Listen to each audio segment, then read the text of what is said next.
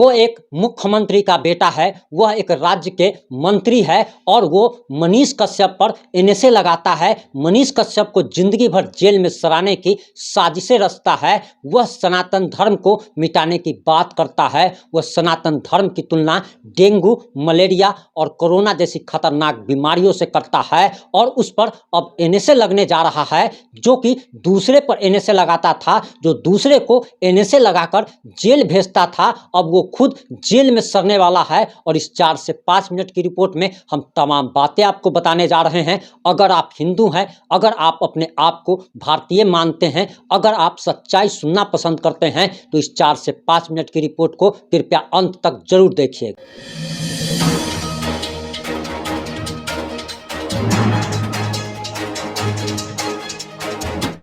नमस्कार, मैं प्रिंस कुमार सिंह और आप देख रहे हैं पॉजिटिव इंडिया। अगर अभी तक आपने चैनल को सब्सक्राइब नहीं किया है तो खबरों से अपडेट रहने के लिए कृपया चैनल को सब्सक्राइब कर लीजिए और जो लोग ऑलरेडी कर चुके हैं उन तमाम लोग को सहृदय धन्यवाद। मनीष कश्यप एक ऐसा नाम जो कि बिहार का चमकता हुआ सितारा है, सन ऑफ बिहार है। जब वह तमिलनाडु में हुई घटना पर खबरें बनाता है तो बिहार सरकार उस पर कार्रवाई करती है। उसके बाद तमिलनाडु सरकार अपनी पुलिस को बिहार भेजती है।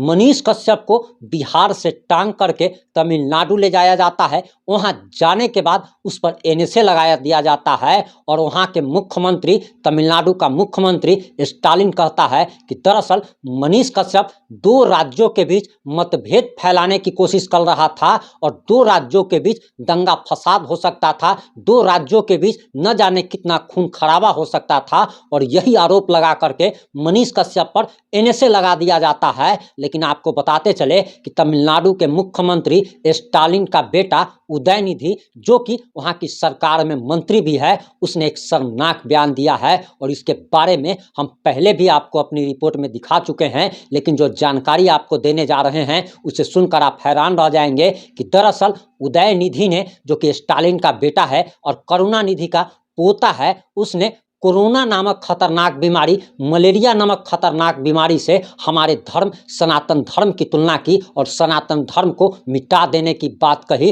तो सबसे बड़ी बात तो ये है कि हिंदू धर्म का होकर के ये लोग जो हिंदू धर्म को जो गाली देने का काम कर रहे हैं, इससे देश के 1 अरब से ज़्यादा हिंदुओं में सबसे ज़्यादा आक्रोश फैला हुआ है और अब लोग इस पर एनएसए लगाने की मांग कर रहे हैं। और एनएसए लगाने की मांग इसीलिए की जा रही है क्योंकि मनीष कश्यप, तो मान लीजिए कि अगर उसने फर्जी वीडियो भी चलाया तो सिर्फ और सिर्फ 2 राज्यों में कलह होता या कुछ भी होता जो कि मनीष कश्यप पर आरोप लगा। लेकिन करुणानिधि के पोते और स्टालिन के बेटे उदयनिधि ने जो बयान दिया है, इससे देश के अनेकों राज्य के, सभी राज्यों के लगभग 1 अरब से ज़्यादा हिंदू आक्रोश में हैं और किसी भी राज्य में कुछ भी हो सकता है और पूरा का पूरा राज्य, कोई भी राज्य बर्बाद तक हो सकता है। और इसकी जिम्मेदारी किसकी होगी वो बताना अब स्टालिन का बहुत ज़्यादा जरूरी है, क्योंकि स्टालिन को ये बात क्लियर करनी होगी कि स्टालिन के बेटे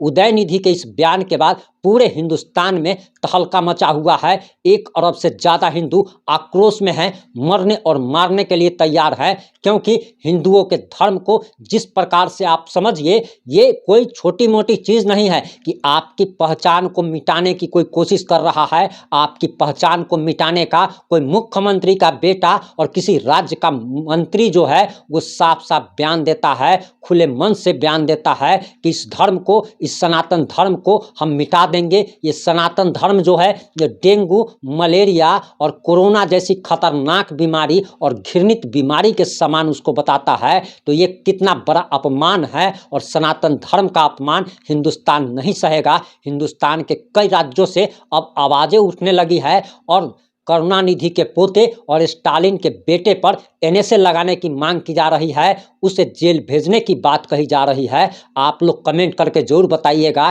कि क्या स्टालिन के बेटे पर एनएसए लगना चाहिए, क्या स्टालिन के बेटे को जेल भेज दिया जाना चाहिए। अगर वही बात जो स्टालिन के बेटे ने बोली है, अगर कोई आम व्यक्ति अगर बोलता, कोई मनीष कश्यप जैसा व्यक्ति अगर बोल देता, तो अभी तक उस पर टांग करके उसे दूसरे राज्य के जेल के काल कोठरी में बंद कर दिया जाता, रातों रात उस पर एनएसए लगा दिया जाता। लेकिन क्या उस जिला के डीएम को, उस राज्य के मुख्यमंत्री को इतना भी नॉलेज नहीं है कि जो व्यक्ति ने ऐसा शर्मनाक बयान दिया है, इससे पूरे देश में आग लग सकती है, न जाने कितने लाखों घर उजड़ सकते हैं, न जाने लाशों का ढेर लग सकता है और न जाने क्या क्या हो सकता है, क्योंकि उसने एक धर्म पर शर्मनाक टिप्पणी की है, उस धर्म पर शर्मनाक टिप्पणी की है जिस धर्म को मानने वाले 1 अरब से ज़्यादा लोग इस देश में रहते हैं। अगर मनीष कश्यप पर एनएसए लग सकता है तो आखिर स्टालिन के बेटे पर एनएसए क्यों नहीं लगना चाहिए? स्टालिन के बेटे को जेल क्यों नहीं भेजना चाहिए?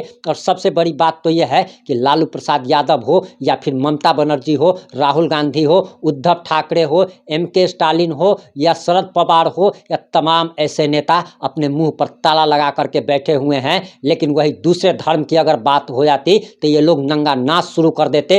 राजस्थान में एक महिला को निर्वस्त्र करके उसकी पिटाई की गई है, लेकिन इस पर किसी भी नेता के मुंह से जवान नहीं निकल रहा है, मुंह पर सब लोगों ने ताला लगा लिया है। लेकिन यही अगर किसी दूसरे स्टेट में हो जाता, जिस स्टेट में बीजेपी का शासन होता, तो अभी तक ये लोग मतलब नंगा नाच शुरू कर देते, ढोलक झाल लेकर के बीच सड़क पर उतर जाते और सड़क पर उतर करके ये लोग कैसा नंगा नाच करते हैं ये सभी को पता है। और एक बात और आप जान लीजिए कि एनएसए लगाने की जो मांग की जा रही है, अब ट्विटर पर भी ट्रेंड कराने की बात की जा रही है और केंद्र सरकार से, प्रधानमंत्री नरेंद्र मोदी से इस घटना के बारे में संज्ञान लेने का निवेदन किया जा रहा है कि प्रधानमंत्री नरेंद्र मोदी को खुद आगे आना चाहिए और केंद्र सरकार को करुणानिधि के पोते स्टालिन के बेटे उदयनिधि पर एनएसए लगा करके इसको जेल भेज देना चाहिए और जिंदगी जब तक इसकी मौत न हो जाए तब तक इसको जेल में रखना चाहिए, क्योंकि इसके इस शर्मनाक बयान से